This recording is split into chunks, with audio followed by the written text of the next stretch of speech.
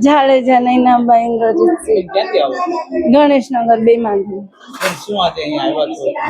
મારા દીકરાને આંખમાં ઓલું નિશાન હતું ને તે આંખું મારી હા પૂરો બતુલબેન શું લેવા આવ્યા છો ને અને મન્નત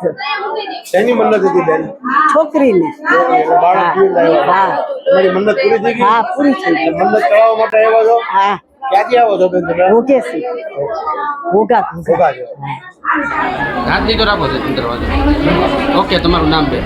હું સતવારા ખ્યાતિ નીતાબેન જાતે હિન્દુ છું અને અહીંયા વર્ષો વર્ષથી હું અહીંયા આવું છું જે ઇમામ હુસેન છે એમની ઉપર અમને એકદમ પૂર્ણ મનથી અને દિલથી શ્રદ્ધા અને વિશ્વાસ છે કેમ કે અમારો એરિયા જે છે એ આંબા ચોકના નજીકનો એરિયા છે દાણાપીઠ સાકર બજાર ત્યાં અમે જૂના એરિયામાં રહેતા ત્યારે અમારા જે કાંઈ કામ નહોતા થતા અથવા તો અમે જ્યારે પરિસ્થિતિ અમારી નબળી હતી ત્યારે અમારા પડોશીએ અમને કીધેલું કે અહીંયા એક વખત આવો ઇમામ હુસેન આગળ તમારી પ્રાર્થના કરો તમારી મન્નત માંગો અમે મન્નત માંગી અમારું કામ એકદમ સક્સેસ ગયું અને અમને પરિપૂર્ણ થયું અમારું જે કાંઈ મનોકામના હતી એ અમને પૂર્ણ શ્રદ્ધા સાથે ફળી છે એ પછી અમારી શ્રદ્ધા ફળી છે એટલે અમે બીજાને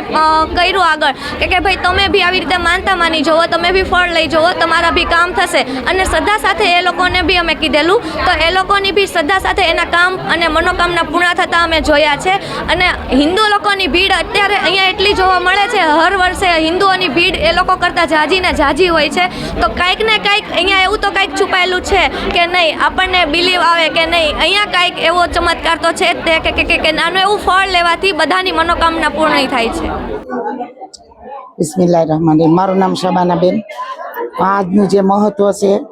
તે આપણા પૈગંબર સાહેબ હતા હજરત મોહમ્મદ મુસ્તફા સલ્લલ્લાહુ અલૈહિ વસલ્લમ એમના નવાસા હતા ઇમામ હુસેન અલી ઇસ્લામ એમણે અસત્ય અને જુલમની સામે અવાજ ઉઠાવી અને એમને મદીનાથી કાઢી મૂકવામાં આવ્યા અને કરબલા વસાવ્યું પછી ત્યાં એમના ભત્રીજા હતા જુવાન એમને શાદીની એની માને બહુ અરમાન હતા કે મારા દીકરાની હું શાદી કરીશ પણ જ્યારે જરૂર પડી કુરબાની આપવાની તો એમણે છે તો એના કાકા માટે નવજુવાન દીકરાએ ભત્રીજાએ કુરબાની આપી અને એમને શહીદ કરી દીધા એમને 3 દિવસના ભૂખ્યા પ્યાસા શહીદ કરી દીધા પાણી ન દીધું અને એમને ઘેરીને બધાએ શહીદ કર્યા માર્યા એટલે એમની માની જે તમન્ના હતી કે હું મારા દીકરાની શાદી કરું